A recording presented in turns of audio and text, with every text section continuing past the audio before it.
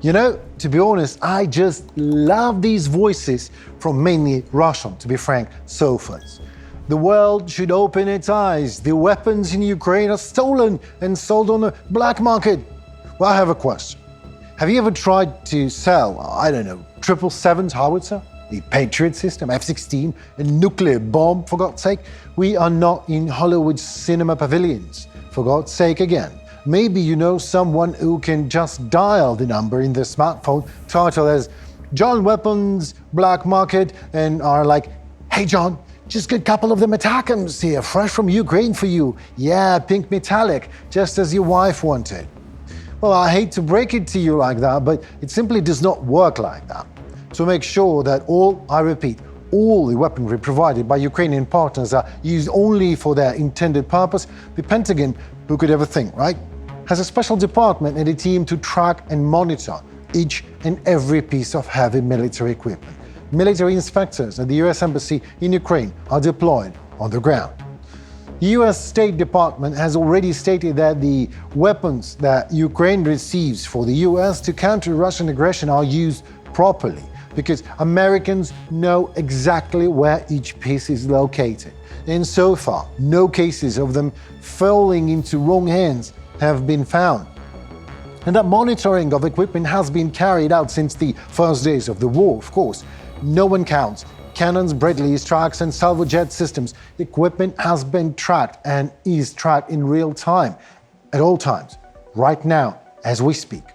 In July 2022, the Verkhovna Rada of Ukraine has initiated a temporary special commission, which task is to monitor the receipt and use of material and technical assistance.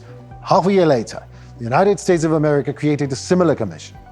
At the end of September 2023, the chairman of the commission, Alexander Ustinova, being on CBS News Air, emphasized that all weapons supplied by partners are monitored through a transparent system to which the United States Embassy has full access.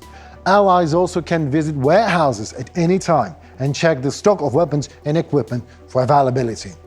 As hard as it can be to believe for someone, that is exactly what's going on. The United States regularly conducts on-site inspections to monitor military assistance stock and condition. There were no complaints so far whatsoever from partners regarding the accounting of weapons, the Ministry of Defense of Ukraine says. As a resume, strict weaponry control exists and works and will continue to be ensured by the new Ministry of Defense and its Minister Rustem Umerov. President Vladimir Zelensky assures international partners of that. As for control over weapons from partners, the control will be provided by the new leadership of the Minister of Defense. It received such a task. There will be control and society will see it. Control will be provided by the Minister of Defense together with the Minister of Digitalization.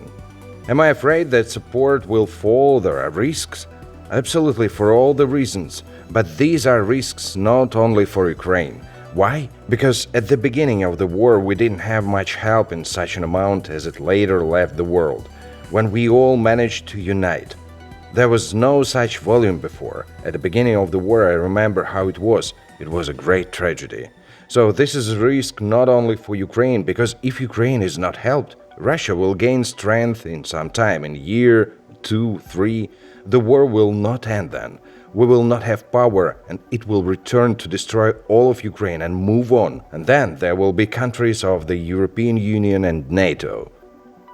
They are interested in permanent destabilization. They are very interested in this. I think that what is happening in the world is not accidental.